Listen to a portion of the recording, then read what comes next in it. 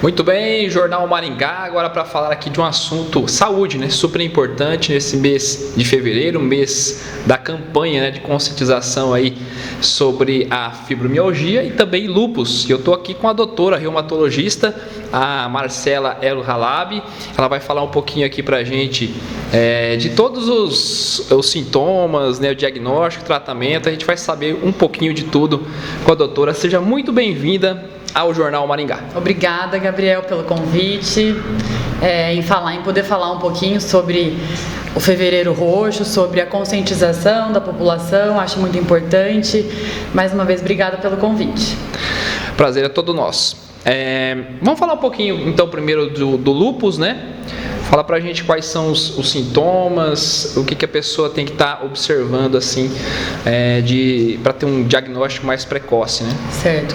Então, assim, o Fevereiro Roxo é caracterizado pela conscientização. É só um mês e uma cor que conscientiza essas doenças que são crônicas, incuráveis, o lúpus e a fibromialgia. Nós vamos falar agora, né?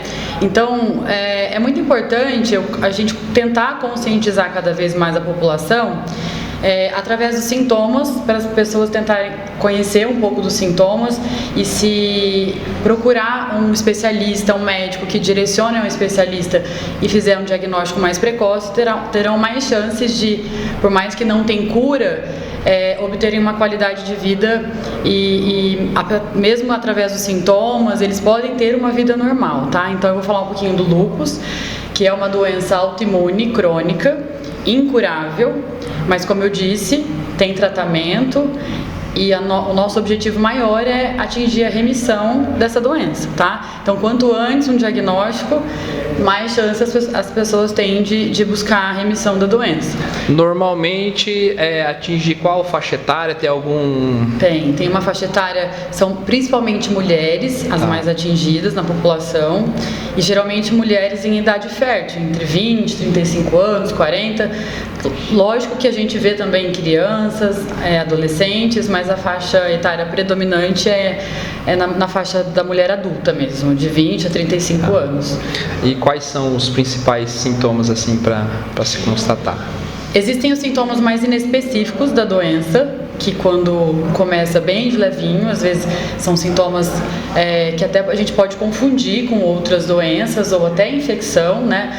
Essas pessoas, elas podem apresentar febre baixa, fadiga, né, corpo ruim, às vezes também queda de cabelo, que você às vezes, mulher tem um pouquinho de queda de cabelo, mas sintomas geralmente inespecíficos, falta de apetite, né, mas febre baixa é um sintoma assim que a gente lembra... Constante? Não constante, é uma febrinha baixa que aparece de vez em quando, e aí vai evoluindo para os sintomas mais específicos, né, pode acometer pele, pode acometer articulação, pode acometer os órgãos nobres, coração, sistema nervoso central, pulmão. O lúpus é uma doença que pode acometer todo o corpo, tá? Então é uma doença que pode ser fatal, né? Então, assim, muito grave e complexa. Por isso que a gente quer bater bastante em cima desse reconhecimento de alguns sintomas para a população ter ciência e, se reconhecer alguém ou com a pessoa mesmo, né, procurar um atendimento médico. É isso que a gente quer. E quando aparecem esses sintomas, ele age muito rápido? Como que... Geralmente tende a ser insidioso, tá? Às vezes dá alguns sinais, mas é muito característico às vezes de pessoa para pessoa, tá? Mas geralmente é um pouco insidioso o aparecimento dos sintomas com esses inespecíficos que eu disse. E aí os específicos, que pode acometer a pele, pode dar lesões na pele, pode dar aquela lesão de raste malar, que é aquela vermelhidão que dá na maçã do rosto com o dorso do nariz, que é conhecido como asa de borboleta. Que é já mais visível. Que é conhecido como símbolo do lúpus, inclusive, né? E dores nas articulações, úlceras orais, úlceras no céu da boca, no palato. Então são lesões um pouco mais específicas, né, do lúpus, que a gente tem que ficar mais preocupado, mais de olho. E outros sintomas mais graves daí vão aparecendo conforme o acometimento de cada sistema, de cada órgão, que, como eu disse, pode acometer o coração, pode acometer os rins, levar até a hemodiálise. Então o paciente pode ficar muito grave mesmo. Tá. Sobre a fibromialgia, né? também é uma doença incurável. Explica para a gente também como que funciona, como que a pessoa pode estar também se cuidando. A fibromialgia não é uma doença inflamatória como o lúpus, apesar de gerar muita dor. É uma síndrome dolorosa, né? O principal sintoma, o que caracteriza muito a doença é a dor no corpo generalizada. E vão aparecer outros sintomas associados também, mas basicamente é essa dor generalizada que geralmente o paciente chega no consultório e fala: doutor, eu tô com dor do couro cabeludo ao dedão do pé, eu não estou aguentando de dor. Em todo o corpo. Em todo o corpo. É uma dor que pode migrar, pode oscilar de dia para dia, né? Então, mas tem essa característica do paciente se sentir todo dolorido. Tem alguma parte assim mais específica? Não, é muito de pessoa para pessoa, mas os pacientes, é muito comum eles falarem exatamente isso: eu tenho dor no corpo inteiro, tá? Então isso tende a oscilar. Mais adultos. Mais adultos. Também na mesma faixa etária aí, dos 20 aos 40 anos, mas pode cometer as extremidades também. Mas o mais característico mesmo, o mais comum é a faixa etária aí dos 20 aos 40 anos. Tá.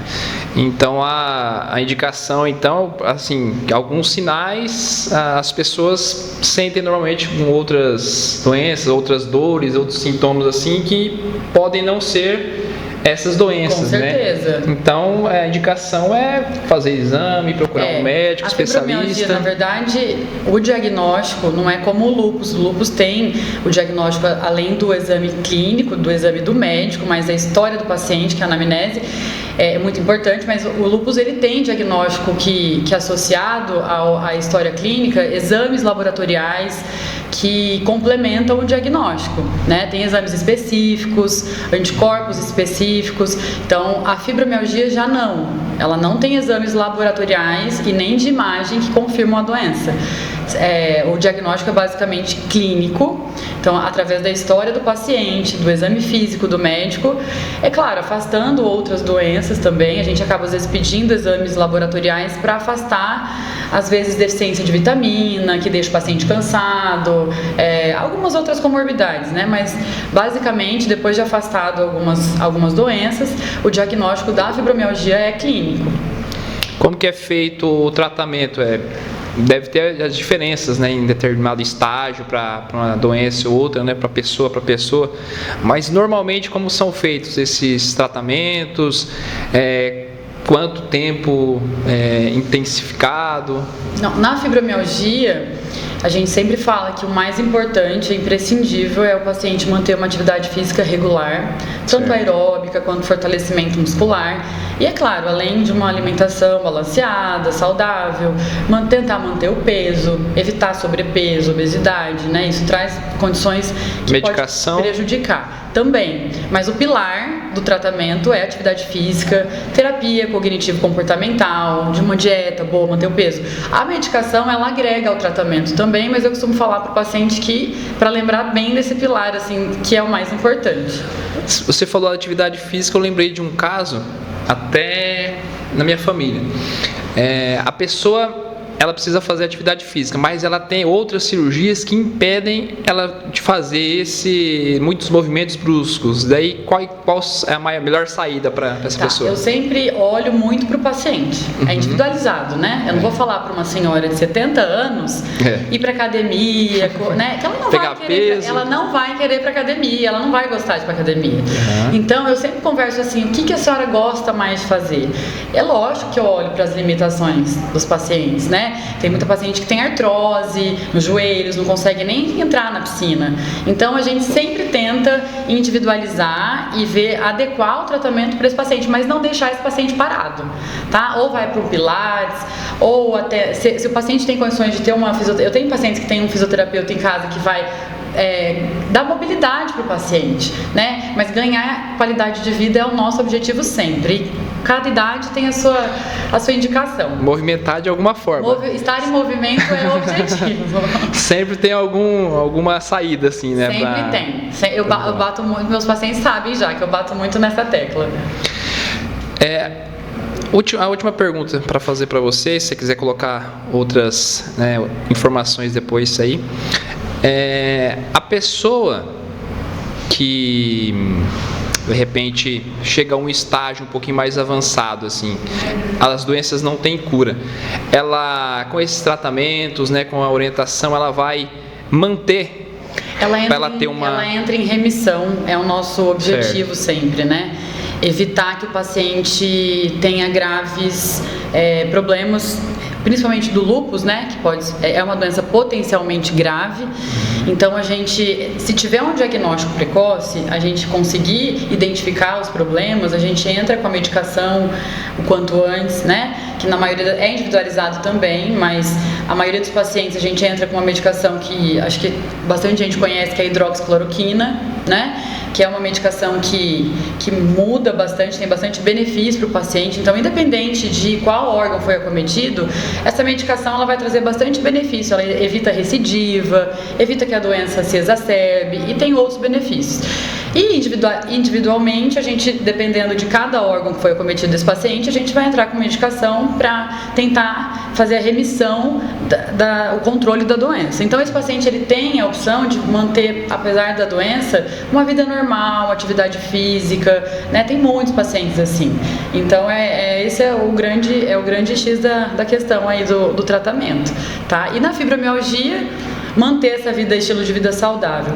Tem gente que busca o tratamento muito tarde, vive com dor há muitos anos, e não vai faz deixando atividade física, vai deixando. Então esse paciente, ele é difícil até tratar com as próprias medicações, assim. A gente fala que não tem cura, que pode ter melhora dos sintomas. Então, assim, quanto antes buscar um tratamento, é melhor. Então, reforçando as informações, né, doutora, sobre a campanha e também para as pessoas buscarem orientação médica para estar cada vez mais cedo, assim, conseguindo estar buscando o tratamento precoce. Com certeza. O nosso objetivo, o objetivo desse mês agora é alertar mesmo a população e reconhecer se conhece alguém ou se apresenta esses sintomas, alguns sintomas desses que foram falados, que busca o atendimento médico, mesmo com o clínico. Geralmente quem encaminha pra gente é o clínico mesmo, né?